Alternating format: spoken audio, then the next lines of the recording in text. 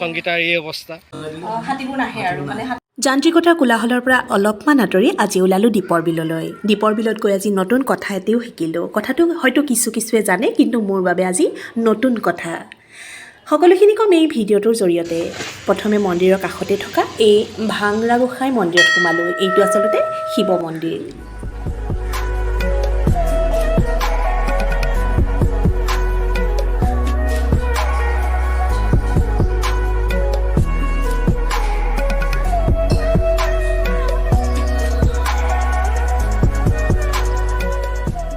গুৱাহাটীৰ দক্ষিণ পশ্চিম দিশত অৱস্থিত এয়াই হৈছে দীপৰ বিল।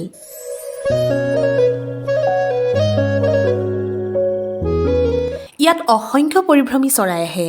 দীপৰ বিলক চৰকাৰে পক্ষী অভয়াৰণ্য ঘোষণা কৰাৰ পাছতে তাত গুলীচালনা আৰু চৰাই ধৰাটো আইন অনুসৰি নিষিদ্ধ।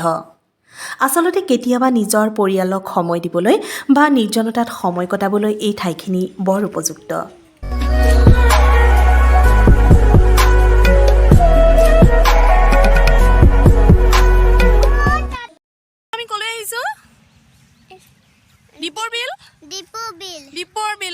দীপৰ বিলত আমি আজি কি চাম?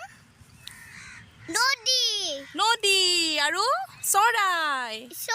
তুমি চৰাই দেখিছানে? দেখা নাই এতিয়ালৈকে? দেখিছিলা দেখোন। দেখিছো। কেইটা দেখিছিলা? কালিপা দেখা নাই, এতিয়া দেখিছো। নহয়, তুমি দীপৰ বিলত চৰাই দেখিছানে?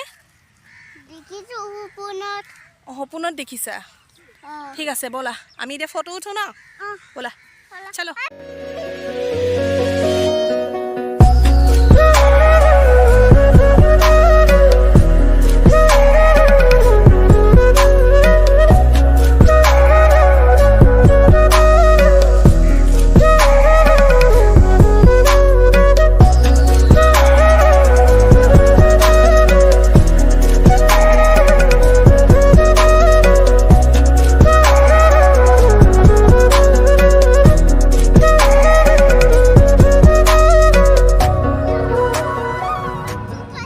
সাংবাদিক হিচাপে কৰ্মৰত মোৰ মানুহজনৰ ওচৰত একেবাৰে সময় তাকৰ। সেয়ে মই মোৰ খুৰা, খুৰী আৰু ক্যাঞ্চৰ লগতে আহিলোঁ আজি দীপৰ বিললৈ।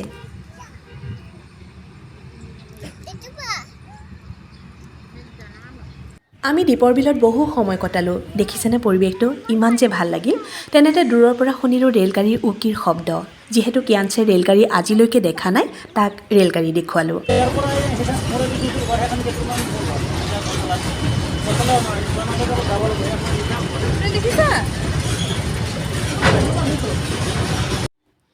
এই মাইকটো চাগে আপোনালোকে নিশ্চয় চিনি পাইছে। এই মাইকটো থাকে ৰেল গেটৰ কাষতে থকা ঘৰটোৰ বাহিৰত। কিয় থাকে আহকচোন জানো। বাহিৰত যে আপোনাৰ সেইটো কি বুলি কয় মাইক, হনিবি চাউণ্ড, এইটো মানে আপোনালোকৰ এই ৰেল গেটবিলাকত থৈ দিয়ে, হয় নাই?